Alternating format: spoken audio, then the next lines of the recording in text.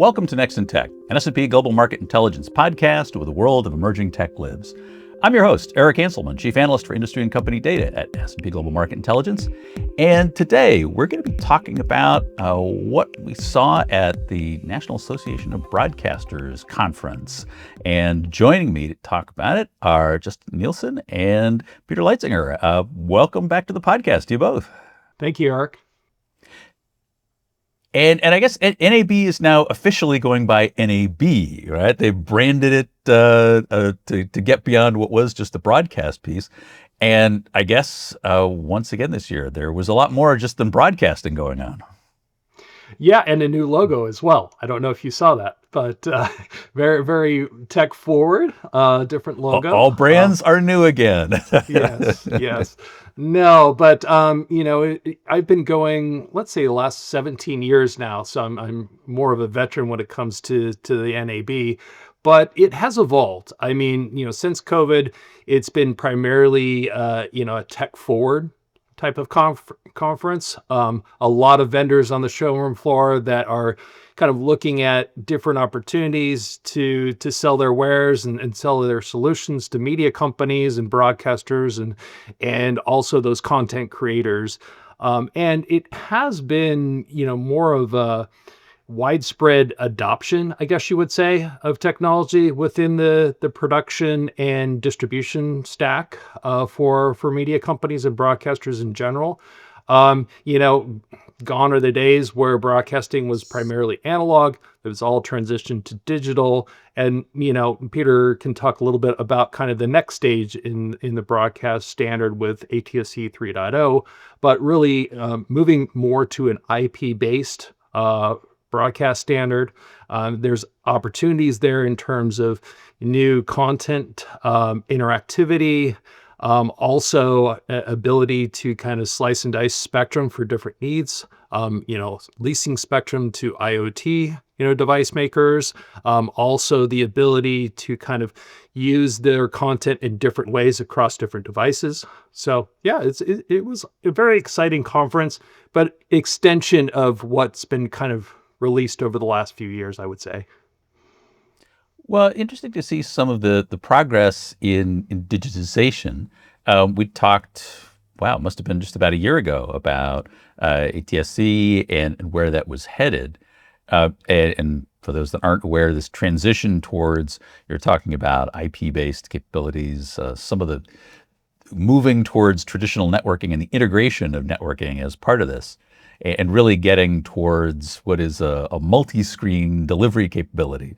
Where's that headed, and what kind of progress is out there?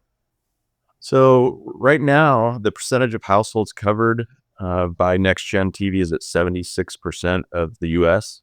Still, some of the smaller markets outside the top 100 DMAs are a little bit slower to adopt the standard. However, they're going to, pick it up eventually if they want to not miss out on the added ad revenue. So it's coming along nicely and reaching, a majority of the United States. So this is really a question, and I guess maybe we can dig into a little bit of the background. It's been a while since I think our audience has heard about it, which is that you have to have broadcaster participation. There's investment in broadcast infrastructure. There's the integration around this that has to make this all happen. But as you're pointing out, it opens the door to multi-channel engagement with end users and the potential enhanced digital ad revenue that can be associated with that.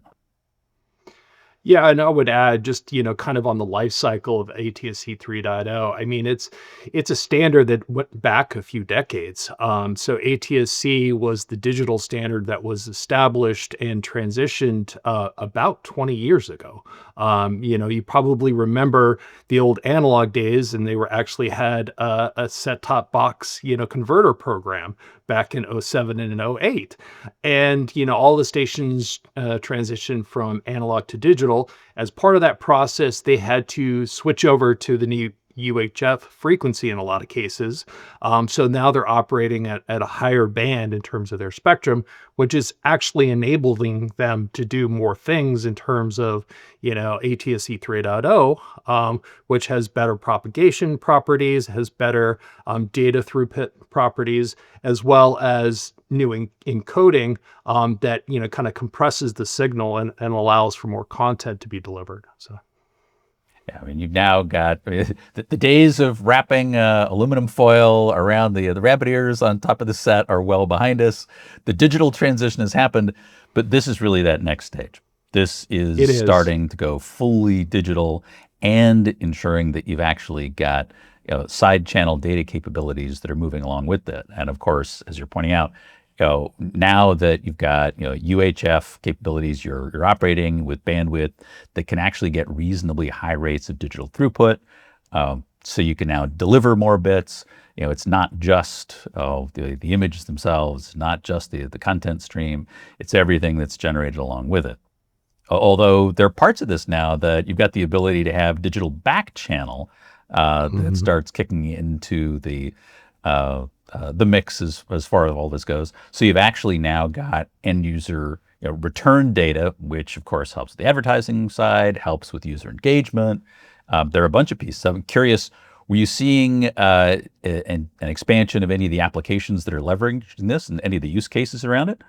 Yes, absolutely. And, from the advertising, aspect, it's been very difficult, especially for Neilson and Comscore and others, to get that return path data from the set-top boxes and from the smart TVs themselves, because a lot of that data is proprietary to the device manufacturers or for the device, manufacturers as well, and it's a valuable asset.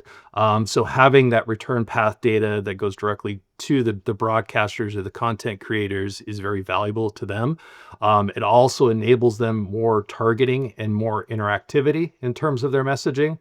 And you talked a little bit about kind of the back channel, the hybrid broadcast delivery methods. So you can actually have, VOD types of capabilities, more interactivity, personalization across not only the linear stream, but also, kind of, QR codes or alike in terms of the access across multiple devices. So if you see something on your screen, you want to click into whatever promotion it is or whatever product or service it is, there's that interactivity component to it as well. So, and second screening is sounding so old school at this I point. know. Back in the day, we only had two screens. Man, can you Right. remember? Fascinating to see where this has headed, and I guess much more to go. Talking we've now got 3/4 of potential viewers at this. Are we at critical mass in terms of adoption? Is this something where both the advertising community and the broadcast community is at a point at which they think there's this is there more to come? Is there a trip point that they've got to get beyond before they really start greater push in terms of capability or utilization? I think the big thing is really the phasing out of ATSC 1.0, which the NAB has asked the FCC for a two-phase phase-out plan. That's really going to open up the spectrum going from about 9 megabytes per second to in excess of 100 megabytes per second. So that's a significant increase if they can get that ATSC 1.0 sunsetted. The first phase is to switch off 1.0 by February 2028, and then the second phase is all the remaining markets after the top 55 to be switched off before February 2030. So right now the FCC is currently seeking comments on that topic. And that, again, we get into that same sort of situation, granted not as dramatic as the analog. The digital cutover, presumably we're not going to be going back to set-top boxes to do conversion, maybe more along the lines of the wireless, 2G to 3G, 4G kinds of switches, and again looking to go recapture a lot of that spectrum and put it to use in ways that can hopefully be higher levels of utilization, more bandwidth, more goodness all the way around.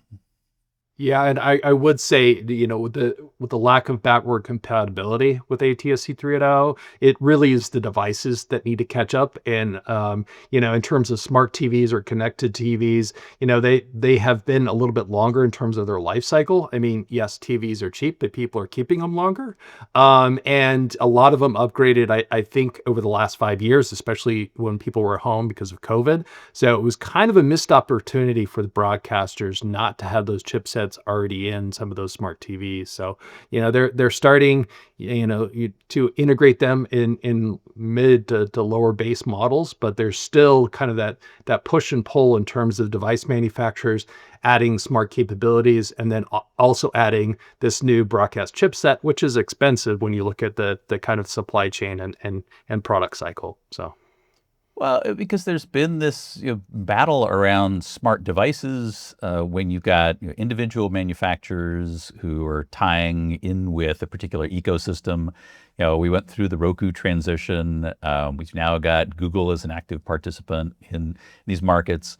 I wonder if that's a situation where, in fact, some of that competition for actual space and capacity and capability within the device ecosystem now starts to go back and forth, because you've now got competition between the TV manufacturers. Who are you gonna go with? What dollars are you gonna take in terms of support? Because again, you've got these various odds and ends of content providers looking to help subsidize the cost of the smart TVs. Now, yeah, it seems like that complicates the market in ways that maybe create some challenges there. But again, I guess hopefully some progress. I've seen it on the semiconductor side. So if you look at the suppliers for a lot of the set-top boxes, folks like the MediaTeks of the world, and the smart TV silicon chipsets, they certainly want to be able to make this move forward more rapidly. They're looking at adoption, but so I guess still a ways to go on that front. But fortunately enough, a relatively long runway from the cutover standpoint. Yeah, I mean, Korea has already made the switch over, and LG and Samsung and the other manufacturers have been, you know, producing these ATSC 3.0 capable devices for a while now. It's just getting into the US market and globally as well. So, yeah. Yeah, moving these forward. Other things on the technology side, it's been a little ways in, but I was curious to talk about the AI perspectives that we're seeing at NAB, and it's been an interesting history in terms of what perceptions were about NAB, or what perceptions were about AI at NAB. What'd you see this year? Yeah, it's interesting. I mean, I think I've seen more adoption in terms of AI, especially on the creative for advertising.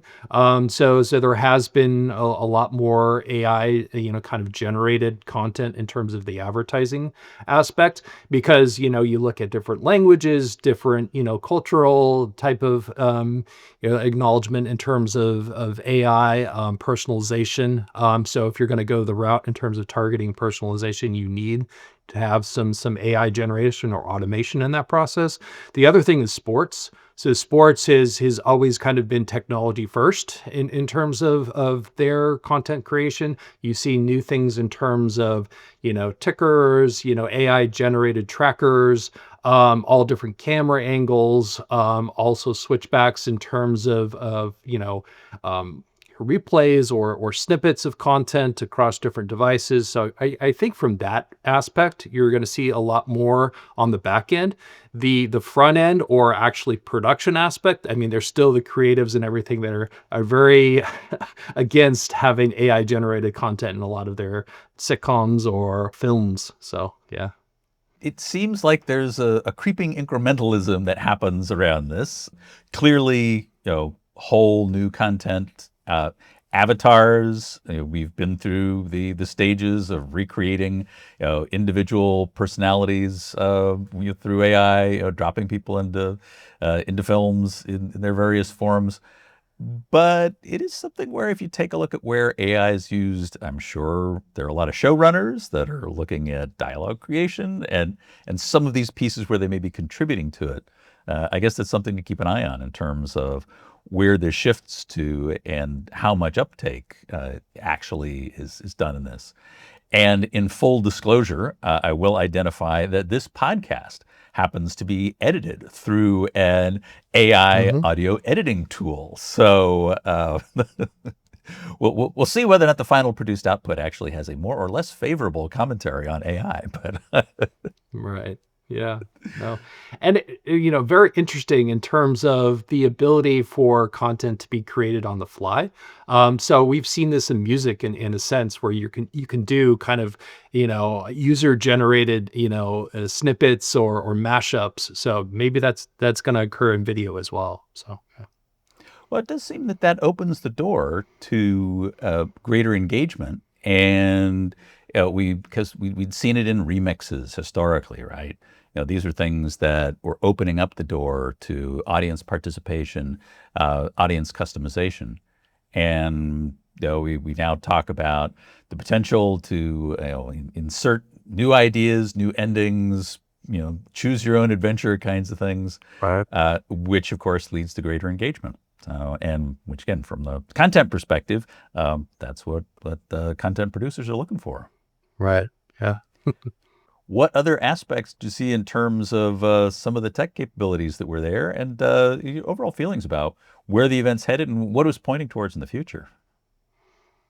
Yeah, I would say a lot of it was deriving around kind of the cloud operators. There was a big presence with AWS, so a lot of the library content and backend is being changed over in terms of physical into cloud backends. So there was a few displays, and it was interesting because you look at kind of the mashup between the gaming industry and then the film and TV industry. There are parallels in terms of how that backend operation should work and infrastructure. AWS had a very interesting kind of F1 simulator that people were really interested in. But yeah, having that aspect of like being in the game, in the show, I think would be interesting. So yeah. Well, I keep as we get into a busy travel season where conferences seem to come fast and furious. I sometimes wonder if being a virtual attendee at a conference would be worthwhile. Well, and it was interesting. Speaking of which, I'm just recently back from the Google Cloud Next conference, and the extent to which they were using AI tooling for media rework. In their particular Hmm. case, they're a considerable player in a revamp of The Wizard of Oz, basically taking the original films and bringing them to a very large screen in the Las Vegas sphere. And one of those aspects that they were digging into and the complexity that was involved, it's not just simply a matter of smoothing over some of the graphics. There's scene expansion because, of course, you now have the frame is much larger. You've now got to think about the actions of other characters on the screen in this expanded frame. You've got to think about how you manage resolution. Some of the previews they showed were fascinating, but this is an area where we start to get out into areas of managing the creative content and creative intent when you Hmm. start picking a work like this, and especially one that is as iconic as The Wizard of Oz. It doesn't actually release until the end of August, so we'll have to see what critical acclaim comes to. But it was interesting to see really what seems to be this next shift of here you have a cloud provider. One of the big pitches is that it requires huge amounts of infrastructure to manage it, something we already know from the AI side. AI is massively compute intensive. But the question of now, do we move media production into the realm of the cloud providers? Hmm. And do they now have to play a significant piece because the resources needed to do some of this work are so vast that either the costs or the capabilities that are involved go beyond what many of the studios could do. So it'd be interesting to see some of that crossover. For sure. It reminds me of, I don't know if you've seen the new Black Mirror season, but then them remaking, an old film noir. Yeah. All you have to do is plug in, and you can drop yourself. Well, but this, I guess, this is really this is the ideal, and that Black Mirror episode is, I think, just trying to envision what that means. And of course, in Black Mirror style, again, the series, for those that are not familiar with it, it is very much exploring the various ramifications of what happens if you have the ability to drop yourself into a whatever the imagination is of the particular scene or scenario that you're dropping yourself into. It's a very interesting direction. Well, we'll see whether or not that's what we're looking towards for the future of media. But this has been great. Appreciate all the perspectives from both of you. Thanks very much. Well, thank you, Eric. Yeah. Thanks for having me. And we are at time for this episode. We appreciate the audience staying with us. And thanks to our production team, including Sophie Carr, Faran Mudation, Kira Smith, and Adam Kowalski on the marketing and events teams. I hope you'll join us for our next episode, where we will be once again delving into the realm of AI, this time talking about AI and storage impacts. Now, there's a lot that's happening in terms of storage perspectives and data classification, and really helping to deliver elevated data capabilities to feed the AI beast. But we'll dig into that with some detail on the next episode. I hope you'll join us then, because there is always something next in tech.